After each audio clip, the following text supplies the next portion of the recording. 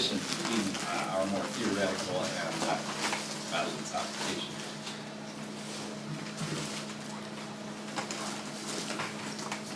So again, just reiterating, if everything is systems all the way down, then art must be a system.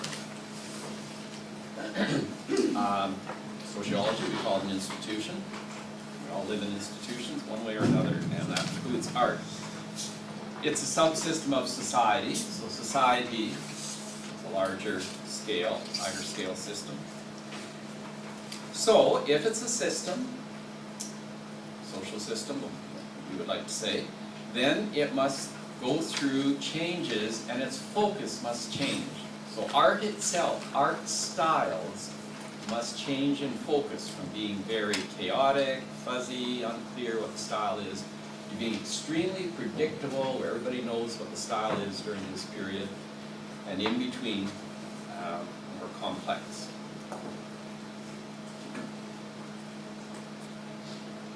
Sometimes chaotic focusing in art is called eclecticism, and some people argue that we're living in a fuzzy, eclectic period of art history. And I'm not going to say I don't know anything about art history because that'll become very obvious. The end of the Roman Empire was similar, the so-called Dark Ages, beginning with medieval. But eventually, we would argue, since this is a predictable pattern, it will move through complexity for a short or long period of time. We were talking about time at the break. Particularly during the early and late phases of a period. So if you're talking about the Renaissance, the early Renaissance and the late Renaissance will be more likely to be complex because they're in transition. And the high phase of each period will be more ordered. More ordered. It might not be extremely ordered, but it'll be more ordered than the early and late period. And again, our theory says the driving force is D over C. From the narrow sense of art, D, differentiation, would refer to new techniques, theories about perspective during the early Renaissance, techniques, chiaroscuro, use of shadows, all those techniques that were developed during the Renaissance represent differentiation.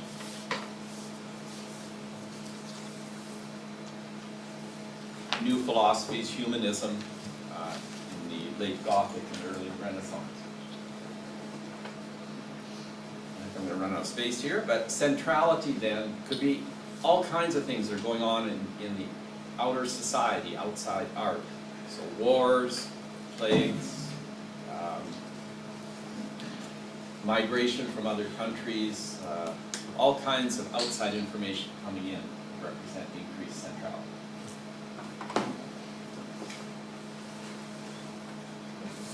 Okay, so here's our little diagram, and again, clearly when we're talking about art, now, Madeline over the next year, now that she's retired, is going to do all these measures and refine this, so we can hardly wait. We're really excited about that, because at this point, this really is theoretical.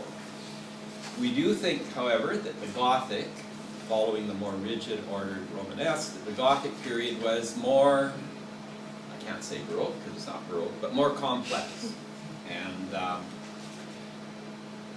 it was harder to analyze the Gothic, both the art and the architecture. The Renaissance, at the high point of the Renaissance, you've seen one Raphael, Mother and Virgin and Child. You've seen several hundred of them. You know, a nice triangle, anyway, all the things that art historians talk about high Renaissance art. And the Baroque then, Madeline's going to talk about, much more complex, the swirling, the angles, the unpredictability and unanalyzability of Baroque art. Although even during the Baroque, there was an early, a high, and a late period, going from less ordered to more ordered, and so on. And you can do this right up until modern time.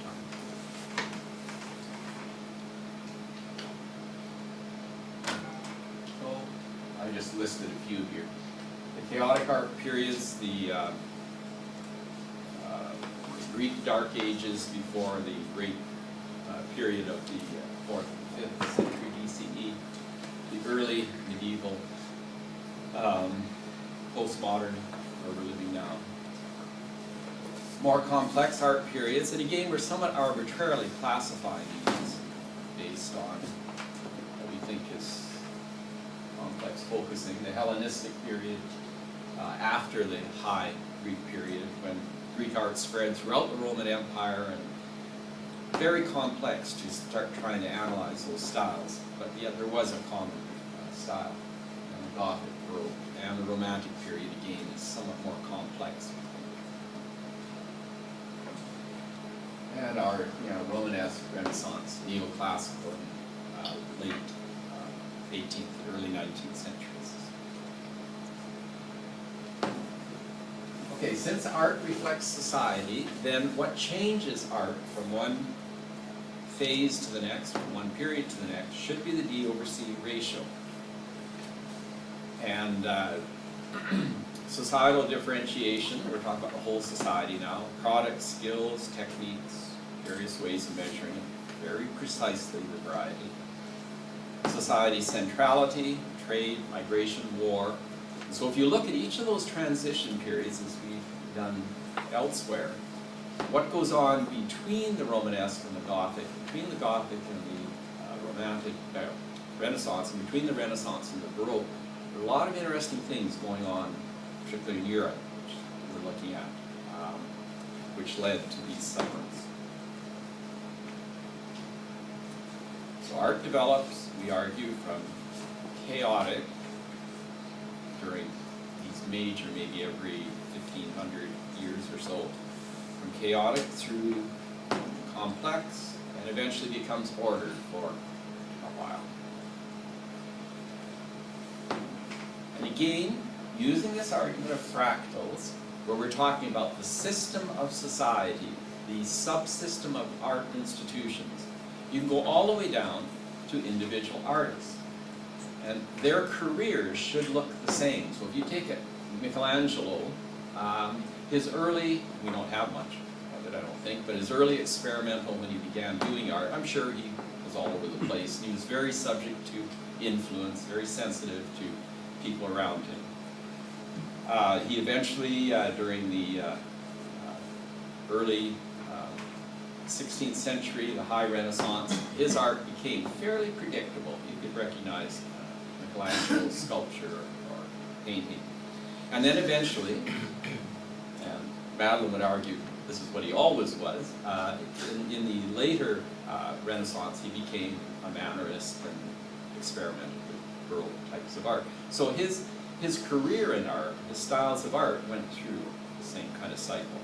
Picasso, again, someone who lived throughout most of the, or much of the first half of the 20th century, you can look at his early high stage and his late, where, as I understand it, he used to go out in his backyard and take junk from the house and whatever and put it together and all sorts of weird, he was moving back down into chaos, or at least complexity. So it varies by phase, early, high, and late. Varies by period, e.g. Renaissance, Baroque. So that's the transition, and at this point then, Madeline's going to talk about the emergence, to use a complexity science term, the emergence of the Baroque, the